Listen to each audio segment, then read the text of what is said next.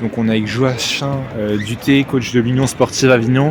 Ce soir vous échouez il me semble de 5 petits points, 76-71 dans un match de tranchées. Vous avez pourtant mal débuté la rencontre.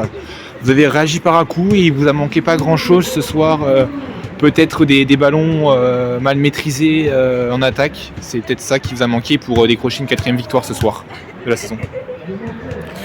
Ouais, on débute mal parce on se prend un 13-4 d'entrée. Donc après on dépense beaucoup d'énergie pour revenir au score. Néanmoins on rectifie notre niveau défensif pour, comme tu le disais, que ça devienne un peu de la tranchée. Okay. Et effectivement quand on revient au score, on passe devant, même on perd un peu trop de ballons dans ces moments-là. Ou alors on manque d'adresse sur des choix plus cohérents. Je crois qu'au total on perd 17 ballons. C'est à peu près dans notre c'est à peu près dans notre chiffre, mais dans un match défensif comme ça, il aurait fallu en perdre un petit peu moins pour donner ce dernier coup pour l'emporter.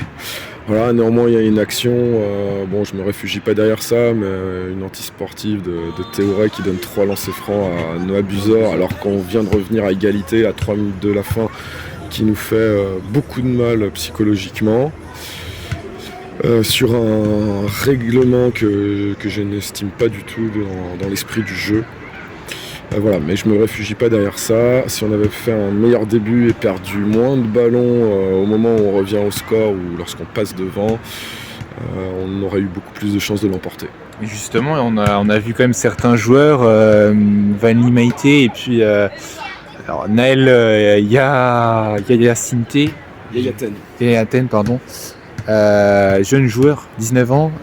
On a vu un jeune joueur récemment à Orchy qui était passé par Metz, qui avait aussi fait un gros match. Mbuy. Justement, les bons joueurs font des bons matchs à Metz. Vous l'avez davantage responsabilisé ce soir en l'absence de Maël Poiroux, et il a prouvé qu'il était capable de face à des équipes peut-être du même calibre, rivaliser en N1.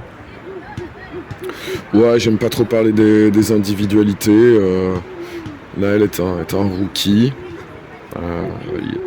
Donc il manque encore de constance. À Lyonceau, sur sa dernière apparition, sa très courte apparition, t'es pas dans le rendement escompté, et aujourd'hui il l'a été, faut qu'il continue comme ça. Vous avez l'air d'être un peu affecté après cette défaite. C'est la 13e de la saison. Ça vous sépare désormais de 3 victoires de Metz, 2 défaites contre ce concurrent que vous allez retrouver dans la seconde partie de tableau. Est-ce qu'on peut dire là, à l'heure actuelle, où les dirigeants, est-ce que vous ont déjà un peu parlé, on sait souvent quand l'équipe marche mal, fonctionne mal, que c'est le coach qui peut être sur le premier sur la sellette, alors que c'est pas forcément justifié. Ça fait partie de mon métier. Ouais, je suis agacé parce que on a un bilan négatif, et que les matchs importants dans une projection poule basse, on n'en a pas gagné suffisamment. Voilà, on continue à travailler. Qu'est-ce qu'il va falloir faire pour votre prochaine réception? Est-ce que vous pouvez nous rappeler l'adversaire? Il me semble que c'est davantage plus élevé, parce que là vous perdez quand même un deuxième match face à une équipe de votre, on va dire, de votre niveau, de votre... potentiellement vous allez retrouver en seconde phase. Vous perdez dans un match assez serré face à Besançon, et encore une fois ce soir à Metz, vous n'êtes pas loin de l'emporter. Ouais, non, mes gars sont capables de battre tout le monde.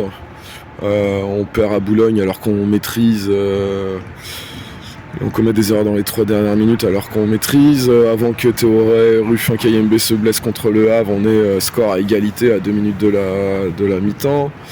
On a battu une grosse équipe sur le papier, Saint-Vallier, même s'ils n'étaient pas au niveau escompté à l'époque. Il y a une victoire contre Louis-Plage. Non, on a besoin d'être plus constant. Donc ouais, c'est de la constance qui vous manque en fait. À ce niveau-là, c'est irréprochable. Ouais, c'est ça. C'était bon courage pour la suite.